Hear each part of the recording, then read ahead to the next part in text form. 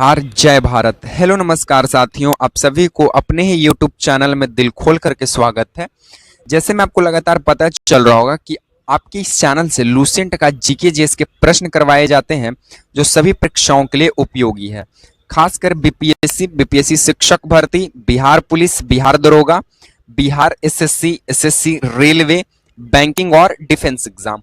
अब भारत के किसी भी प्रतियोगी परीक्षा की तैयारी कर रहे हैं, आपका जीके जीएस का जो सवाल है वो यहीं से देखने को मिलेगा, क्योंकि इस चैनल से जो भी जीके जीएस के सवाल कराए जाते हैं साथियों वो सभी PYQs बेस्ड होते हैं और उन सभी सवालों का फुल डिस्कशन होता है। आप इस बात को ध्यान देंगे। तो अगर आप पहली बार चैनल पे जुड़े हैं तो चैनल को सब्सक्राइब कर दीजिए, वीडियो को लाइक कर दीजिए और कमेंट में अपनी राय जरूर दीजिएगा कि ये वीडियो आपको किस हद तक उपयोगी लगा, क्योंकि इस सीरीज में हम शॉर्ट डिस्कशन देखने वाले हैं। ठीक है, वन शॉट एकदम। तो चलिए बिना समय को हम गवाए हुए सीधे वीडियो की शुरुआत करते हैं।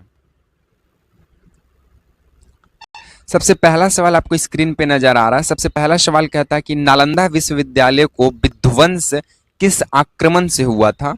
मोहम्मद गौरी, बख्तियार खिलजी, इल्तुतमिश या मोहम्मद बिन कासिम?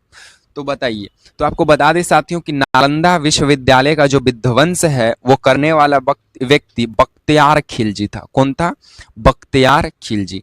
तो इस प्रश्न का right answer option number B जो है वो सही होगा। ठीक है, ऑप्शन नंबर बी। चलिए इसका शॉर्ट डिस्कशन हम लोग देखते हैं। देखिए, बख्तियार खिलजी के द्वारा क्या किया गया? 1193 ईस्वी में नालंदा विश्वविद्यालय को जलाया गया। क्या किया गया? 1193 ईस्वी में बख्तियार खिलजी के द्वारा नालंदा विश्वविद्यालय को जला दिया गया, जो कि नालंदा विश्वविद्यालय को बनवाने का काम, कह सकते हैं निर्माण करने का जो काम किए थे वो किए थे कुमार गुप्त। वो कौन किए थे? कुमार गुप्त किए थे। ठीक है, इस बात को आप लोग ध्यान देंगे। तो चलिए हम लोग नेक्स्ट प्रश्नों की ओर हम लोग आगे बढ़ते हैं। नेक्स्ट बोलता है कि महाजनपद काल में अंग की राजधानी क्या थी? चंपा थी, वैशाली थी या पाटलिपुत्र था या कौशंबी था? तो आपको बता दें कि कुल भारत में 16 महाजनपद हुए। ठीक है, जिसमें सबसे बड़ा जो महाजनपद था वो था मगध। वो कौन था? मगध था। ठीक है, और यहीं के शासक था घनानंद, जिसको हराकर मौर्य वंश की स्थापना होती है। लेकिन हमारा सवाल कहाँ है? अंग वंश की राजधानी कहाँ थी? तो अंग की राजधानी थी चंपा। ठीक है, आप इस प्रकार याद कर सकते हैं कि आप अपने अंग में चंपिंग करवाए हैं, चंपिंग। ठीक है, तो अंग की राजधानी है चंपा। तो चलिए हम लोग इसकी अब शॉर्ट डिस्कशन की ओर हम लोग आगे बढ़ते हैं। अंग महाजनपद की राजधानी चंपा है, जो कि वर्तमान में कहां पड़ता है? भागलपुर में पड़ता है। इस बात को ध्यान देंगे। चलिए नेक्स्ट हमारा बोलता है कि बिहार का कौन सा जिला धान का कटोरा कहलाता है? समस्तीपुर, रोहतास, कैमूर, पश्चिमी चंपारण? तो धान का कटोरा कहलाने वाला जिला रोहतास है साथियों। कौन है? रोहतास। क्योंकि यहाँ पे ऑनसोन डेहरी जो है सोन नदी का स्रोत माना जाता है, इस वजह से यहाँ पे धान जो है वो सर्वाधिक मात्रा में होती है। इस कारण से रोहतास को हम लोग धान का कटोरा कहते हैं। और रोहतास के ही रोहतास के अंदर पड़ता है सासाराम, और यहीं पे है शेरशाह सूरी का मकबरा। शेरशाह सूरी का क्या है? मकबरा है, मकबरा। ठीक है, और पश्चिमी चंपारण में क्या है? पश्चिमी चंपारण में वाल्मीकि राष्ट्रीय उद्यान, वाल्मीकि राष्ट्रीय उद्यान स्थित है। इस बात को भी ध्यान देंगे। चलिए इसकी डिस्कशन की बात करें तो ये कैमूर जिला जो ये गलत दिया हुआ है, यहाँ होगा रोहतास जिला। रोहतास को क्या कहा जाता है? धान का कटोरा कहा जाता है। ये ऑप्शन गलत है। ठीक है, चलिए नेक्स्ट बोलता है क्या साथियों कि पृथ्वी का सबसे कठोर खनिज हार्डनेस पदार्थ कौन सा है? हीरा है, क्वार्ट्ज है, टोपाज है या प्लेटिनम है? तो पृथ्वी का, इस दुनिया का सबसे कठोर खनिज माना गया है हीरा को। ठीक है, तो इस प्रश्न का right answer option number A जो है वो सही होगा। और हीरा का अपवर्तनांक देखा जाए तो 2.42 है। ठीक है, चलिए हीरा जो है एक कार्बन का अपरूप है। किसका अपरूप है? कार्बन का अपरूप है। हीरा एक चतुष्कोणीय होता है। हीरा कैसा होता है? चतुष्कोणीय होता है। इस बात को भी आप ध्यान देंगे। चलिए हम लोग इसका शॉर्ट डिस्कशन देखते हैं। हीरा पृथ्वी का सबसे कठोर खनिज है, इसकी कठोरता 10 होती है। ठीक है, चलिए नेक्स्ट बोलता है कि अर्थशास्त्र के लेखक कौन है? पाणिनि है, कालिदास है, चाणक्य है या भास है?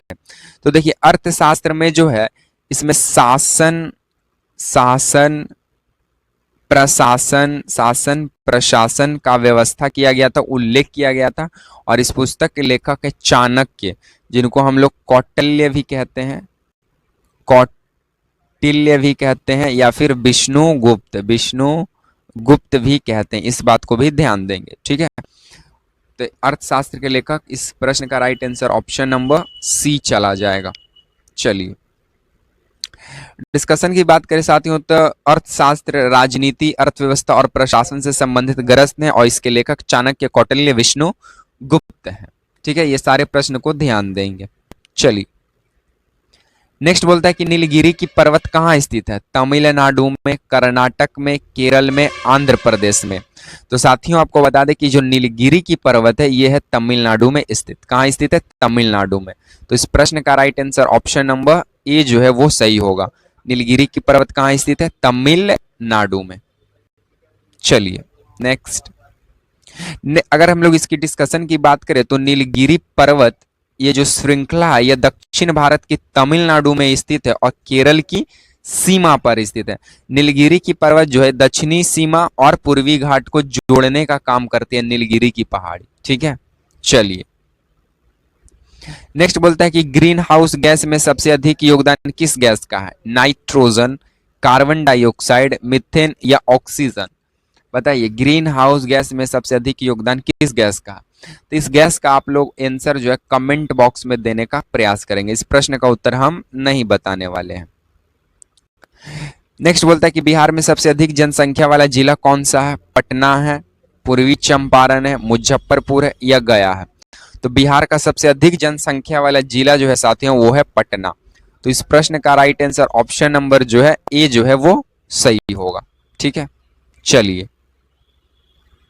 और बिहार का सबसे अधिक जनसंख्या वाला जिला पटना है, सबसे कम जनसंख्या वाला जिला जो है वो है शिवहर, शिवहर। ठीक है, इस बात को ध्यान देंगे।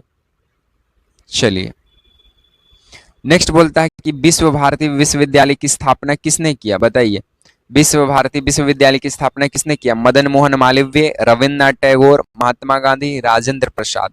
तो देखिए मदन मोहन मालवीय के द्वारा जो है साथियों BHU बनारस हिंदू यूनिवर्सिटी की स्थापना किया गया।